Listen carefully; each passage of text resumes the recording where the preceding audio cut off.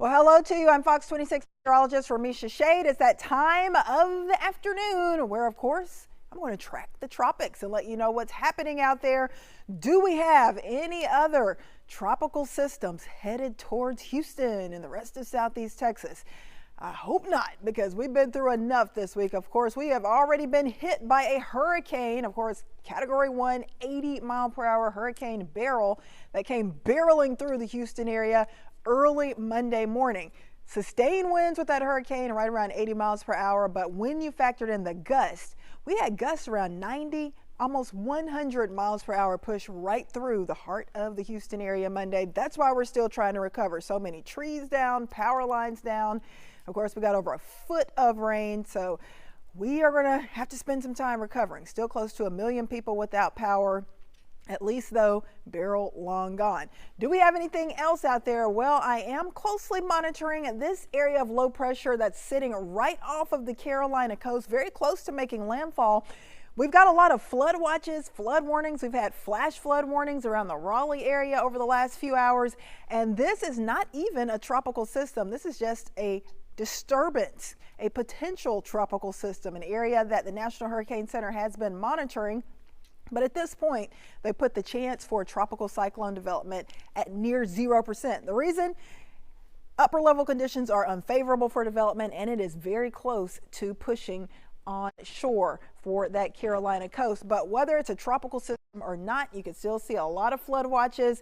There will be a higher risk for rip current, and it is going to be windy with the threat for that heavy rain leading to more flooding. So this is impacting Wilmington, over towards Fayetteville, Raleigh, and even up towards Richmond and the DC area, and over towards the New Bern area. So Carolina's dealing with some soggy weather and the threat for flooding due to this potential tropical system. But as I mentioned, what are the chances that it's going to develop into a tropical depression, tropical storm, or hurricane? Near 0%. So I think the next advisory, we probably won't even be getting any more updates on this because it probably would have made landfall right around the Carolinas at that point. So you can see at this point, it's very close to Wilmington. It likely will push inland close to the Charlotte, North Carolina area, and it's going to kind of fall apart, but it will bring some thicker clouds, some heavy rain, and like I said, that higher risk for rip currents. So let's head out to the eastern Pacific, and we're checking out the central East Pacific. This is Central America over here. We do have another area of low pressure that we're monitoring that for developing into a tropical cyclone, maybe a depression, tropical storm, or a hurricane. It is pushing west away from Central America, and it only has a low chance for development. In fact, over the next 48 hours, near 0% chance for development. Next 7 days, only a low 10% shot for development. So we're not expecting much from that system, and even if it did develop, it is pushing away from the Houston area, so it is not headed to the Gulf.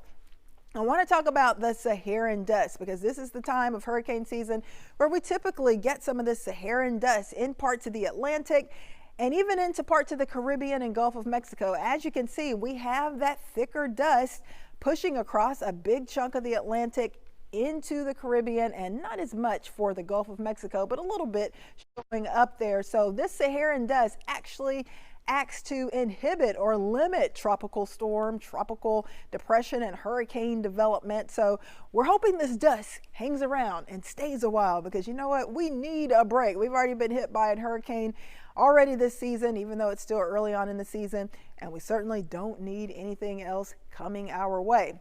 So we'll continue to monitor this Saharan dust, but it looks like it will stick around for at least another week or so and kind of limit that tropical cyclone development.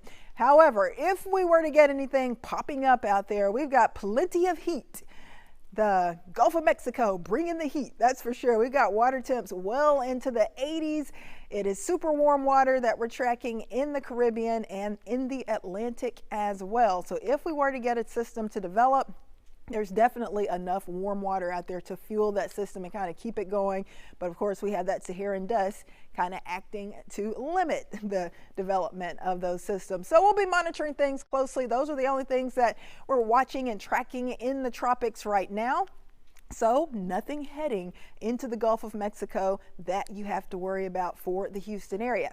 We've already had 3 named storms so far this season. Alberto, Beryl, Chris was a brief tropical system. So the next one would be Debbie, then Ernesto, Francine, and Gordon, all the way down to William. And you're thinking, please, we don't need that many systems, but we are still expecting it to be a pretty active hurricane season. 2 reasons. We've got very warm waters out there in the Atlantic basin, and we are actually in the process of transitioning from El Nino to La Nina. And typically when we're in a La Nina pattern, there are usually more tropical cyclones. So notice, in El Nino years, about 254 storms, 99 hurricanes, and in a La Nina year, about 369 storms and 158 hurricanes. So definitely, we are thinking that this is going to still be a very busy season. We are hoping, keeping our fingers crossed, that none of those additional systems head towards the Houston area. But of course, we are watching it closely. And if we see anything concerning, you will be the first to know. We typically don't get to the most active part of our hurricane season until mid to late August. Definitely the month of September, usually the busiest. Even into early October, it's still pretty busy before the activity kind of starts to wind down as we go through November. Of course, hurricane season ending on November 30th.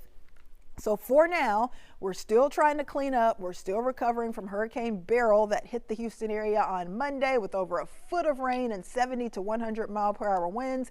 We still have close to 1 million people without power, but at least we don't have any additional tropical systems heading our way for now.